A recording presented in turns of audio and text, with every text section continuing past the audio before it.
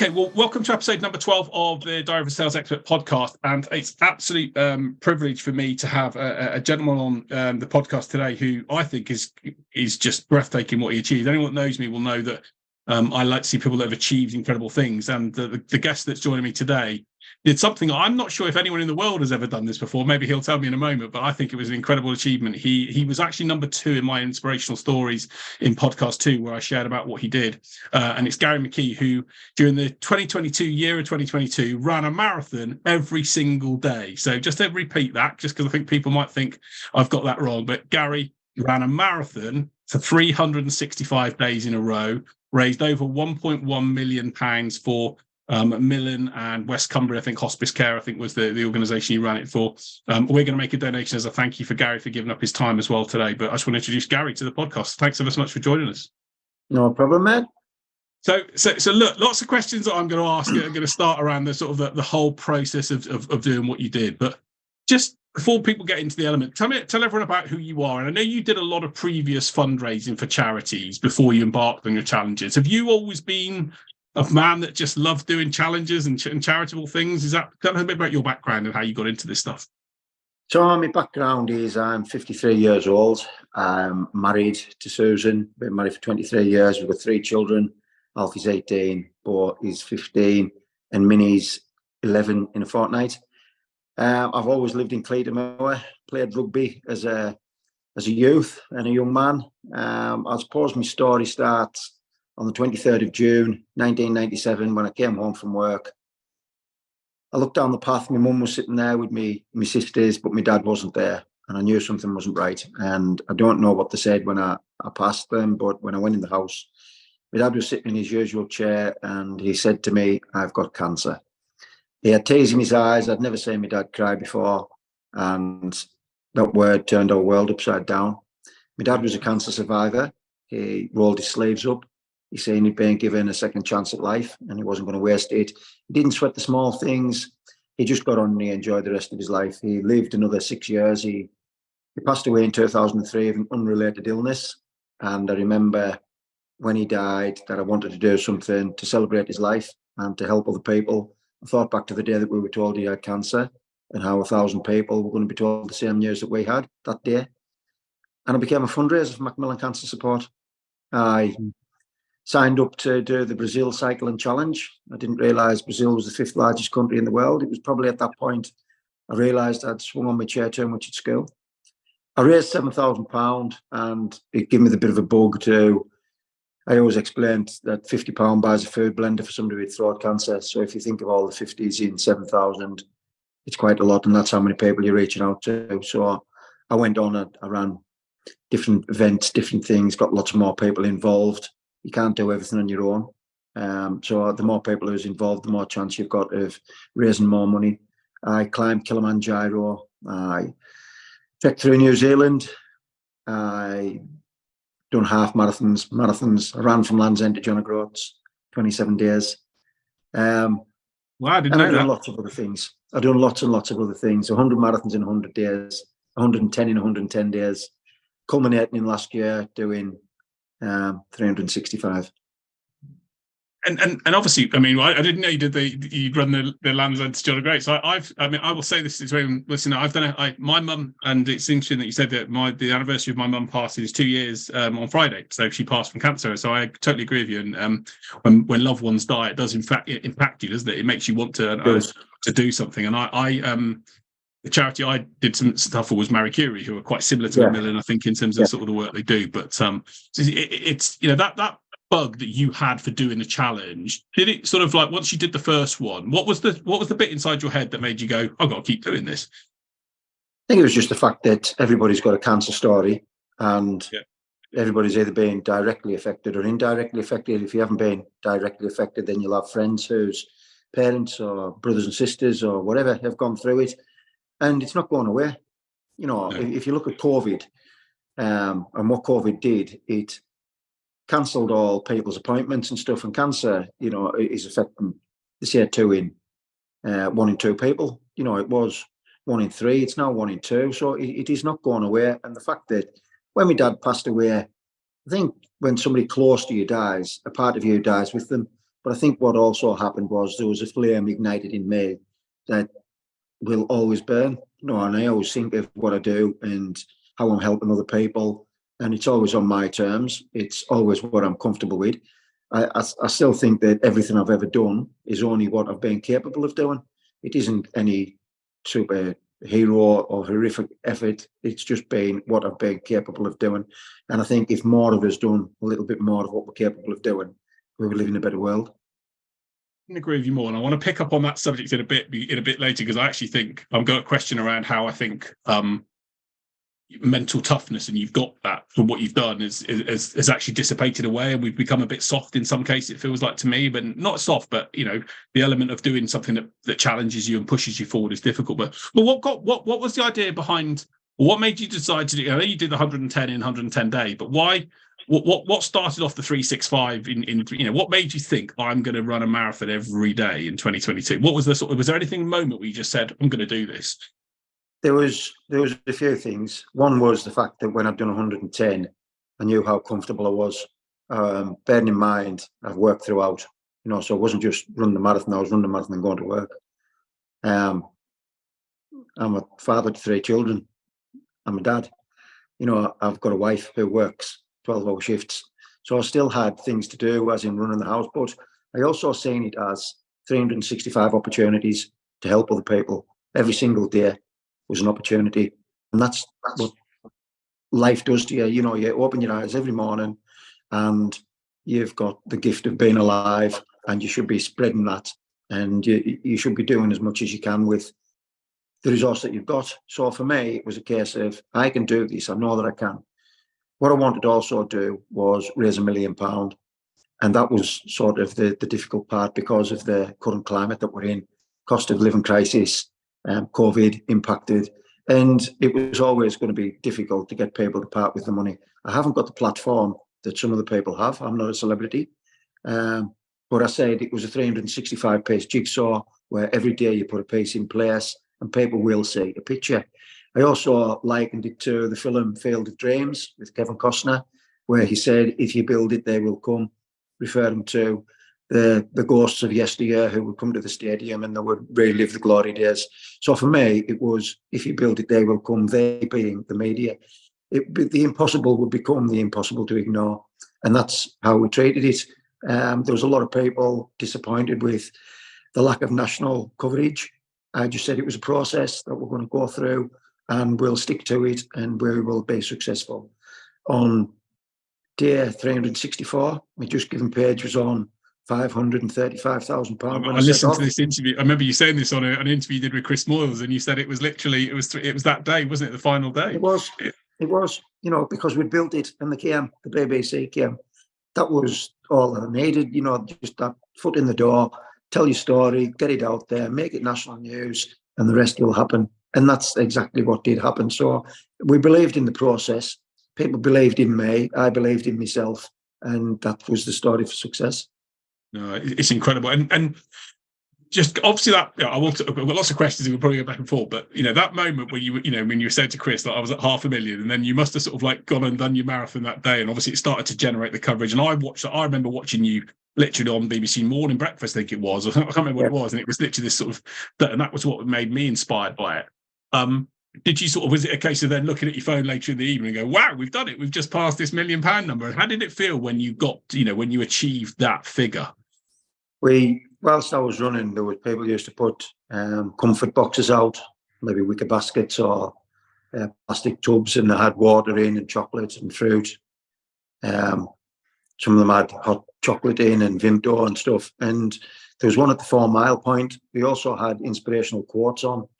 So every day I used to take a photograph of the quote, and I took my phone out and I went to take a photo, and my Just Giving page flashed up. It was 40 minutes after I'd set off, and it was on £640,000. It had gone up in 40 minutes, over 100 grand. So wow. I pretty much knew that we were on the right track because it was still early in the morning. We had the whole day to get through. Whilst we were running, there was a guy who had been following me on Strava who organised a couple of events in London. So I ran 360 of the marathons on the same location, the same route. 2 of them were in London, and he's an investment banker. So he wasn't short of a few bob. But whilst we were running about 10 miles from the finish, he said to me, Gary, if when we get back to when we finish, if the page isn't on £1 million, I will make it up to £1 million. So Wow. I pretty much knew then that we'd tick both boxes, because the 365 days was done. It was just the other ticking the other box of raising £1 million. So it was a special moment. People seem to forget, though, that all the money that you raise, there's gift aid to go on top of that as well. And the gift aid was over £200,000. So the page went to just shy, and I've only closed it last week, £1.4 million. You know, that's an incredible amount of money and an incredible amount of support that people are going to get through the charities. There was other elements that I wanted to achieve, and one was getting school children involved. So I went into lots of schools to tell the children what I was doing. If you can inspire children to get up and move and do something, and they enjoy it, and you couple that up with a little bit of fundraising, then everybody wins. The children win because they're getting fitter, and the charities win because people are raising money on my behalf, you know, to try and get to that magic million. So that was one of the things that we done. By the time I'd finished, there was over 200 people who'd ran full distance marathons with me, some for the very first time in their life. And when you share that experience with somebody who does something that previous to it they didn't ever believe they could get there, it's quite another magical moment. There was over 3,000 school children ran with me, you know, so I'd done what we set out to do. I got people moving and sustained that by those groups put together when we'd finished, and people are still in contact with each other, running and sharing trails and sharing recipes and doing absolutely all sorts of being inspired to move and get up off the bum and do something. So there's lots and lots of boxes ticked. And what you've just said there is so true, and actually, you know, the amount of getting people to inspire to do something. You know, again, I did when my mum passed. I wanted to do something because it was like in testimony to the amazing. You know, I remember there was a story in for me that it always stuck with me, that the lady that was the Marie Curie nurse, and I remember looking at my dad's eyes when, you know, he knew that the lady was coming in the evening, because the evenings are tough for people that are going through that sort of hospice, you know, for that sort of care. And my mum was at home. But this lady was like, oh, well, we can't afford to. And it really still grates me now. She was like, oh, well, I can't afford to buy my own house because I don't earn enough. And I was like, we've got this bloody wrong in society, where the people that are looking after terminally ill people for families can't afford to buy their own house. And yet we've got, you know what I mean? And it was like that moment you thought, we've got to change this. And I remember emailing the chief executive of Marie Curie and saying, what can we do to change this and help this sort of. But it's that drive, isn't it, to get people to do something. But that also leads me to a question, actually, which is, you've got this incredibly, you know, I don't, you know, not only reason met you, but, you know, you've got this mindset of being able to achieve things. But do you agree that there's a bit of you know, people are a bit reluctant to push themselves and to do things that are difficult and to challenge themselves? And what do you put that down to? And how do you think we can change that? Because that issue, it seems like to me, people just don't want to push themselves out of a comfort zone sometimes. Sometimes you're faced with doing something because you've got to. And other times, you're faced with doing something like yourself. You want to give back. For me, I don't see me having anything different to anybody else. Maybe a little bit more determination. You know, my wife says the kids are determined and I'm pig-headed. I don't know what the difference is, but it's just, I don't want to let people down. I just want to do what I'm saying I'm going to do, and if there's a way, I'll find it. You know, sometimes in life, I always think it's always too easy to give in and to pack up. And if we all done that, we'd never achieve anything in our lives. You'd be quite surprised at how far you can push your body. And, you know, it's your mind that's answering the questions. When your legs are aching, it's your mind that's controlling things. And it is 90% of it, probably higher than that, is how you tackle things in your head.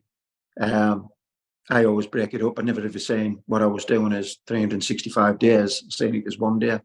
You know, look for the smallest number and you make it more achievable. Such a great point. And I'm a big fan of David Goggins. I don't know if you know of David Goggins or heard of David Goggins and his stuff, and, you know, his sort of books around sort of like mental toughness. He calls it the governor, isn't it? Where you've got these moments where you want to give in, but you don't. At what point, was there any point, and I think I know the answer to this because you said in an interview that there wasn't any point, but was there any point in the whole, like, you know, day 175 where you were literally like, what am I doing? And I'm tired and whatever else. And was there any moment where you thought, I'm not going to do this, or I can't do this, or I don't want to do this? No, there was never ever a moment like that. I knew I'd committed myself to 365 days. I'm quite religious in how I approach things. I'm disciplined in what needs to be done. I didn't have a beer for a year. I love beer, but I abstained, and I knew that by doing that, it just focused on what the bigger picture was, and the bigger picture was getting to the end. Every day was a surprise because I didn't know when I opened the door who was going to be outside. So it was always, again, an opportunity to push somebody else further, somebody who previously only went from couch to 5K, 5K to 10K, 10K to half marathon to knocking it off. You had most people coming and saying, I'm only doing, and only became the word of the day, only doing 20 today, Gary. And you start laughing and say, when did you ever start saying only? Because 20 is significant. But people were saying it as they were pushing themselves further. They knew where I was at any time. There was never a time. We live in Cumbria where it's the rainy season from January to December. It just rains all the time. And I remember during the 110, I was running during COVID rules. There was only two of us, and we were soaked to the skin. And I started laughing, and the lad who I was running with, he said, "What can you find remotely funny about today?" And I said, "It isn't anything that's funny. It's just something that's really just dawned on me. And me and you standing here in the rain's dripping off your nose. And somebody's going to go and ring the bell today in a cancer ward to signify that they finished the treatment.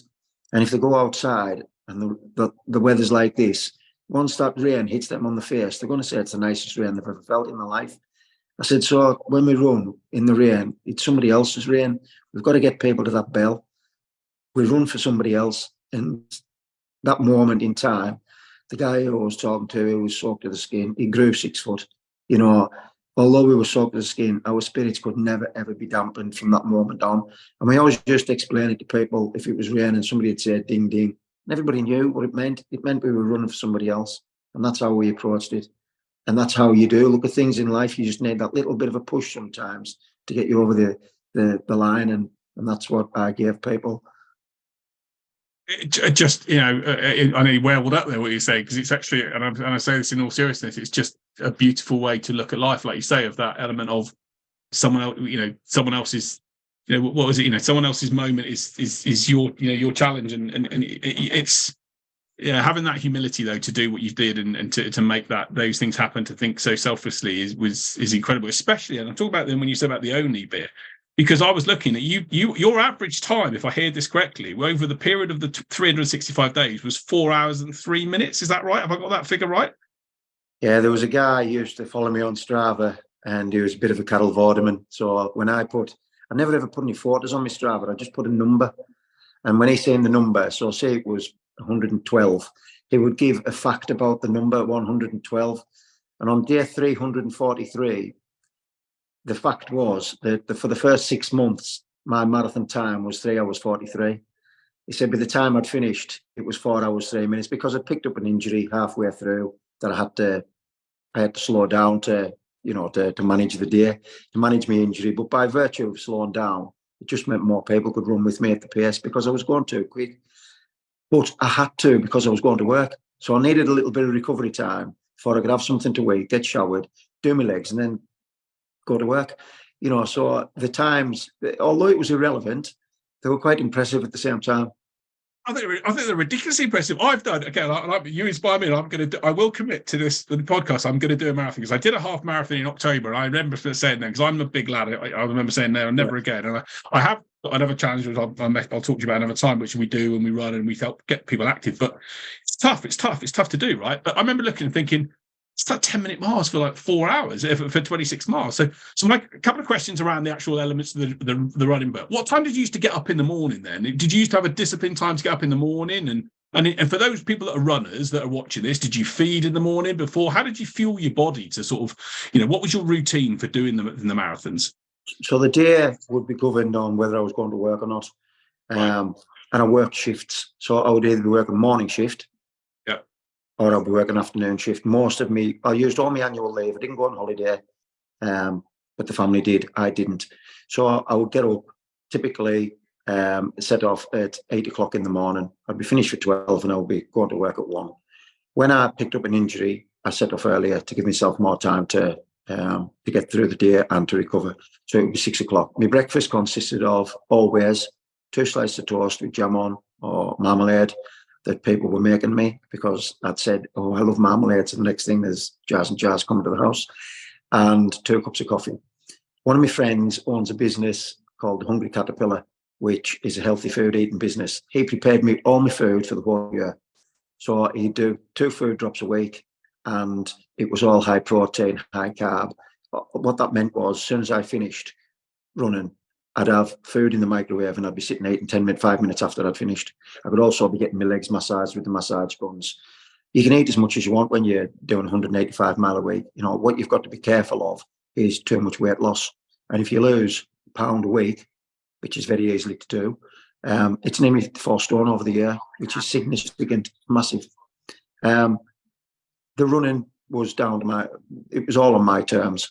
We run on a cycle path, a disused railway line, being all tarmac, and it's a national route now.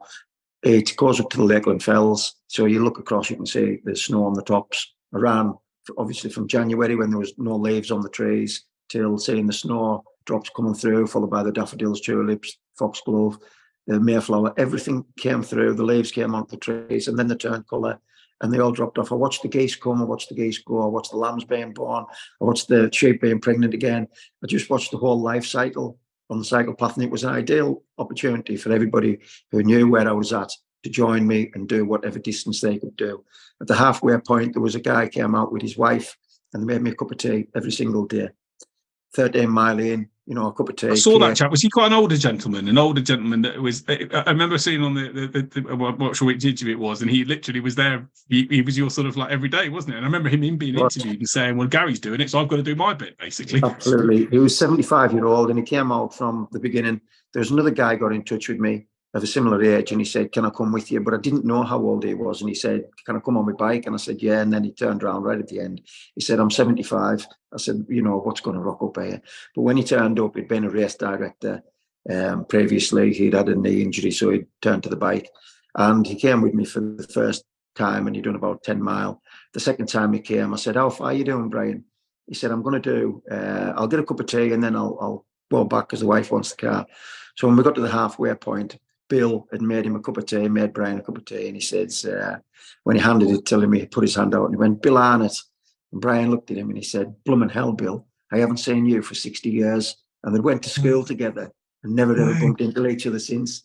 So then they were standing and you brought them together? Brought them back together through the running year.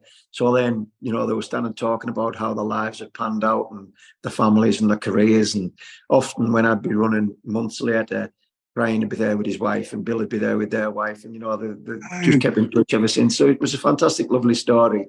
And it just shows you how running can bring people back together. How amazing is that? Fantastic! What a great story. But on the issue of food and fueling, did you when you're on the run, did you fuel up? I know you said there was people who would put baskets and stuff there, but was it, because obviously losing weight, like you say, is, you know, was it difficult to consume as many calories as you needed?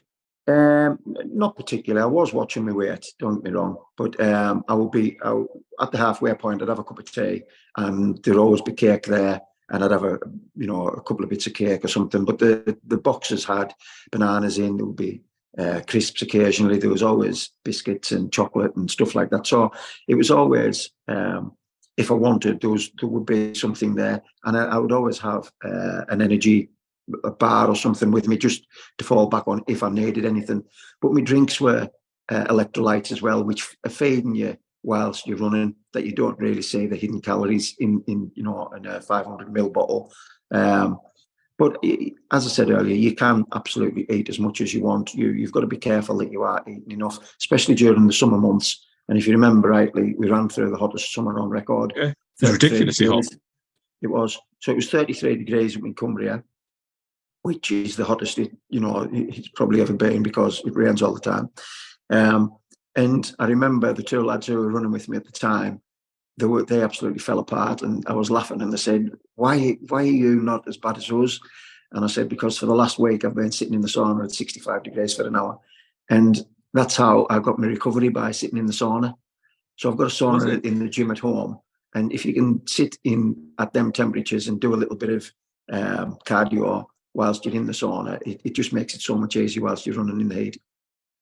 And I was going to ask you, how did you do anything around sort of stretching, or how important was, literally sort of the elements of you mentioned the massage guns, and how important were they? And I was wondering, was stretching and those sort of tools really valuable and, it's essential for you to sort of keep the body in a position where it was able to do it every day? So I've never really been much of a stretcher, although when I picked up an injury, it was hamstring tendonitis that I had. I had a cortisone banged in, it didn't work. It made me run with a dead leg. I was dragging my leg, I was wrecking my shoes. But my physio did say try and stretch up as much as you can. I've got a vibration plate in the gym as well that I stand on, that, it just loosens your legs. But what most people probably didn't know as well was that before I started, I'd done a couple of miles on the treadmill just to loosen up. And then when I finished, I'd be, You're doing 28 miles a day for 365 days. Well, it was basically more because when I finished, I would loosen off as well if I had the opportunity, if I wasn't going to work. So over the 12-month, I ran over 10,000 miles, not the 9,675 that my Strava told everybody. You can't believe it, to tell people that just the extra couple of miles either end of it. It's like, as if you didn't need to do any more, basically. That's just crazy. But I guess that was, and I have a question for you. It's a really weird one, but it's a true one. So January the 1st, 2023, did you go for a run? No, and how did it feel if you didn't go for it? Because I was going to say, because your brain would have been programmed to literally just get up and run every day. And if you didn't go for a run, how did you deal with that? It must have been a bit of a weird feeling. I went to the pub instead. I told you I hadn't had a beer for a year, so I tried to get the calories back in that I'd missed. I remember I went down to Wasdale Shore, which is like a country shore, and they had a fell race, and I set the fell runners off, and there's hound dog races on, and I seen this familiar face coming across the field, and I was walking towards him, and it was a guy who I've known all my life. He's in his 80s, and he looked at me, and it was in September, and he said, "You've done it again, eh?" I said, we've got there, Jack, aye. And he shook his head, and he says, "What are you looking forward to most?" And I said, "The honest truth." He said, "Aye." I said, "A pint with you." And he said, "Right, New Year's Day." He says, "I'll meet you in the club New Year's Day, and we'll go for a beer." And that's what I've done. So although people think, your body's screaming to go for a run because that's what you've been doing, mine was screaming to go for a pint because that's what I hadn't been doing. And I just wanted to sit and have the conversation with the lads and talk about what we'd done, and, celebrate the achievement of the 365 plus the £1 million, because it was an incredible achievement. I was actually in the rugby club on the night on New Year's Eve when the page went to 1 million without the gift aid, and there was a massive cheer went up at 7:20. And I looked at my phone and I looked round, and everybody had the phone in the hand, and they were refreshing the Just Given page, and there was a massive cheer. So it was an incredible moment. My family were sitting around me, all my friends were there, and to be able to raise that much money and know, that's the job done now, we could move on from there. I was going to say, I know, I read that, or I looked on it, that there was a brewery that named the beer after you, didn't they? Is it Enderdale Brewery? And I'm assuming they've given you a lifetime supply of this stuff then for your efforts, have they? So it's called Marathon Man, obviously, and it's the strongest beer that they do to represent my strength. It's the third time they've done it. They've done it for the 100, they've done it for the 110, and they're doing it for the 365. And it's a non-profit making beer for them because all the money that they make goes on the page. It's my friend who's got that as well, and they're just an incredible bunch of people. And, to have a beer named after you and to tell people that drinking beer is good for you because it helps people going through a cancer battle. You can't beat that, can you? Well, exactly. And a question for you, and I'm conscious of time, so I'm going to, appreciate we've got so many questions I could ask you, but plenty of time. Don't worry about the time. Okay. I mean, you got, when you're making running, you just said, you had a job and you've got a family or whatever, you had to, and you mentioned then, I didn't drink for a year, I didn't go on holiday. You had to make sacrifices, right, to make this stuff happen. And obviously for you, that was just the thing you were going to do. But again, goes back to the thing we talked about before, that sometimes people don't want to make sacrifices, do they? They don't want to make the sacrifices to do and what inspiration would you give to someone who loves their life or the things, but want to make a difference like you have, to sort of try and help, see that those sacrifices are worth it, to make some of those sort of one or two short changes? I think some of the sacrifices that we make are for hidden benefits. So, I often look at my heart rate, and my resting heart rate's around about 39, 40. Wow. So if you were to Google that, that's off the scale. But if you can for put your yourself, age, you should be like 55 or something, shouldn't it, or 60? yeah, it should be a bit higher than that, yeah. And if you're doing yourself lots of good by doing that. People will say about my knees and this. And I've never had a problem with my knees ever. I've took cod liver oil tablets. I've took multivitamins all my life since I was about 15-year-old. I probably rattle when I jump up and down, but it's getting them hidden benefits of extending your own life and being comfortable, because we see a lot of, and you certainly hear a lot more of it, mental health issues. And if you want to see what's bad in the world, just watch the news, surf the web. I agree. You'll find out what's bad in the world. But if you want to see what's good in the world, get out into nature and go and see. I live in the Lake District, probably the most beautiful part of the world, certainly is for me. I'm 3 miles from the sea and I'm 3 miles from the mountains, and I can be in both within 5 minutes. It's the best training ground ever. And it puts a smile on my face doing what I do. And if you smile at somebody, chances are they'll smile back, and that can change their day for the better. And that's all we need to do, have them little gains in our life to make a better version of yourself. And, if you can help yourself and you can help others, then you're on the road to success, I think.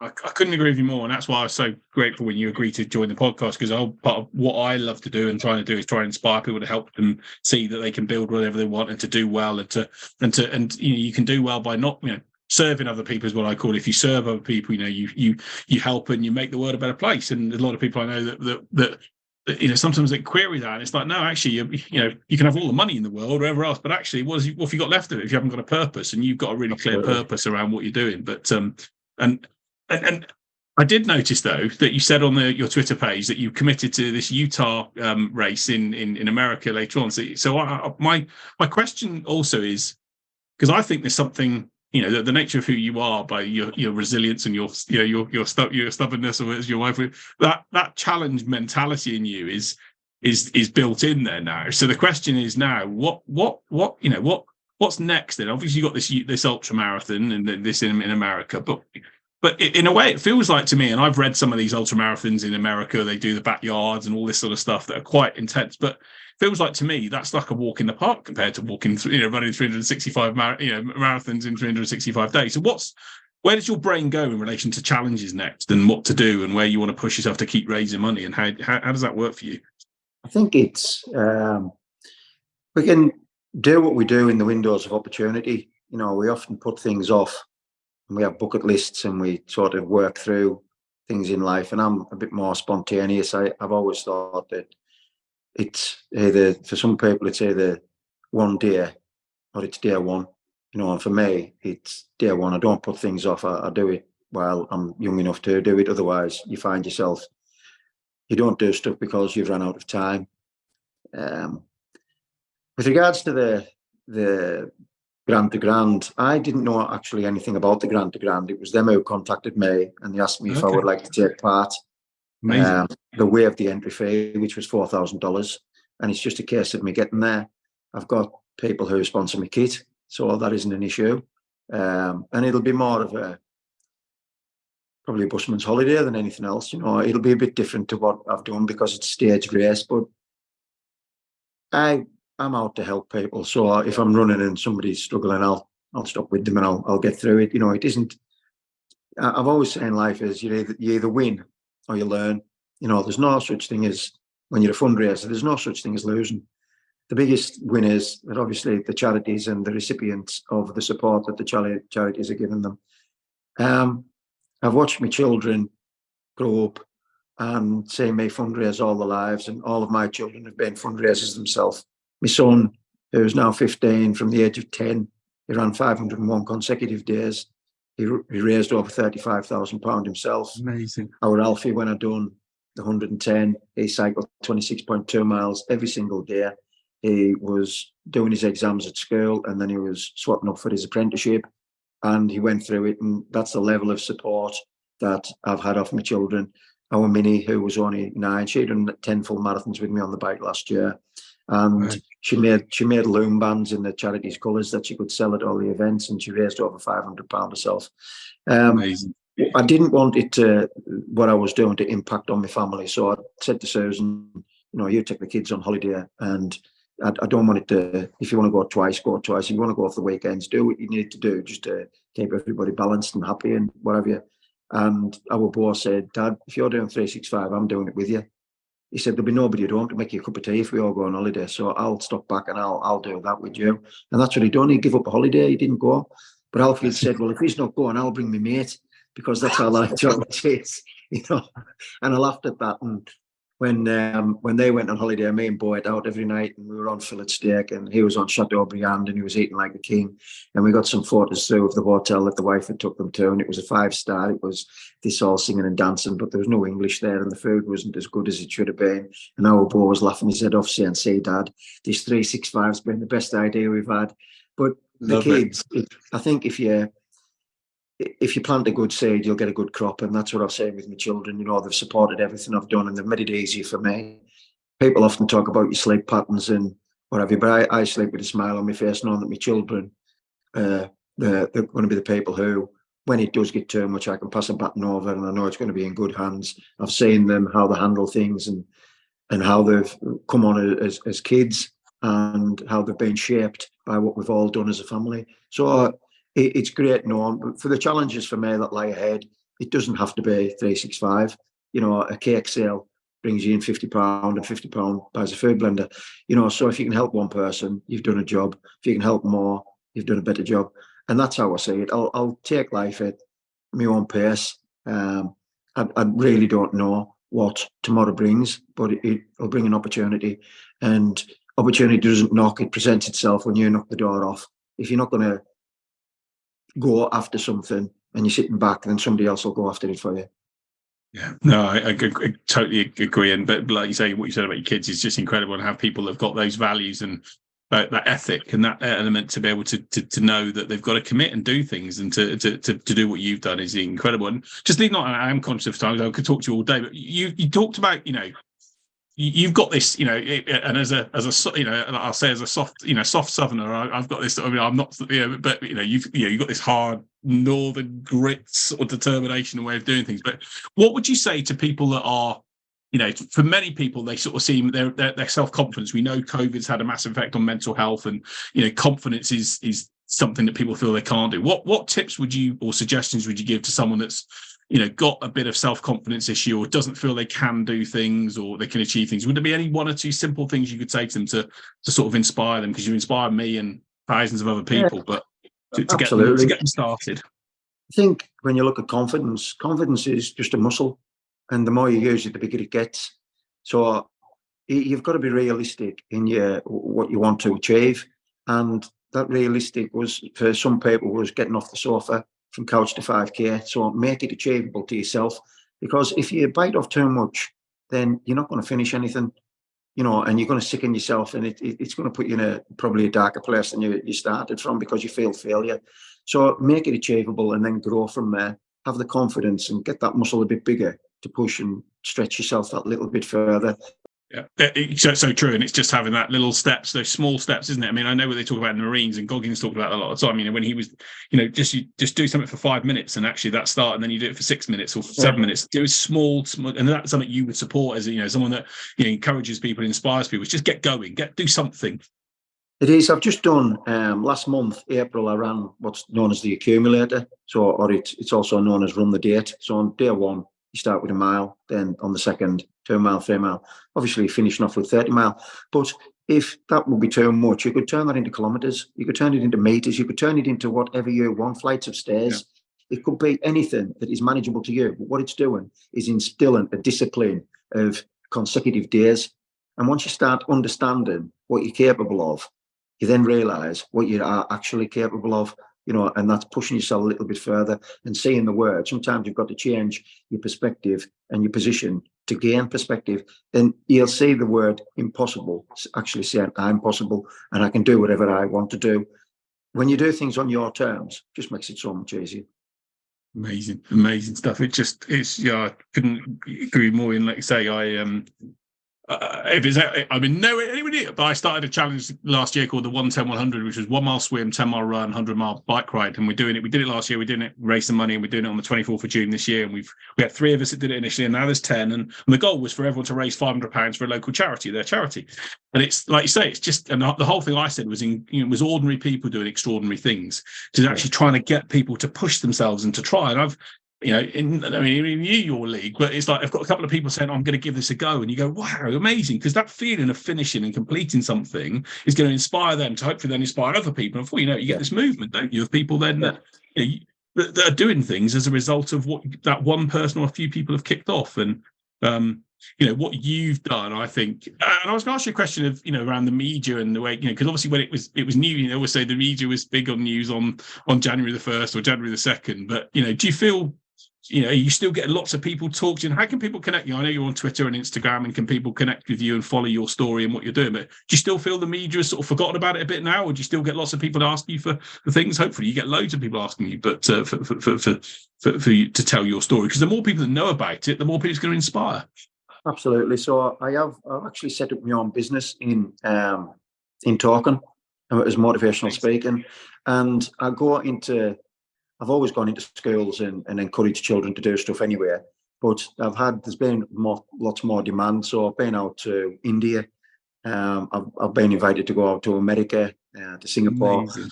But there's lots of companies being in touch, and I haven't even advertised yet. So with regards to the media, the social media stuff, I never done any of my own social media stuff. I wouldn't know how to do Twitter. Somebody else done that for me, which was fantastic. That's into a secret now. Yeah, the secret's out. But it was great because it was a young lass who spread the word, and there was a young lad who's got his own digital media business who had links to radio and television, and he done it all for free. So he said to the charities, I can get to places that you can't, and I can do it on a local level and a national level. And he was just a young kid. He's only 19-year-old now, but he's a fantastic young kid, and he done it all for free and all to get exposure on, what was a fantastic challenge and an opportunity for people to see what you can achieve if you believe in yourself. Yeah. And well, I'm going to put some links in the podcast for people to follow your story, even though you're on Twitter, but we're going to tell them it's you, but, sharing your story. I know you did a run the other day, and with your son, I saw the one you did with Bo, and getting people to be active and doing things is just incredible. And just a final point from me, Gary, on the elements of the impact you made.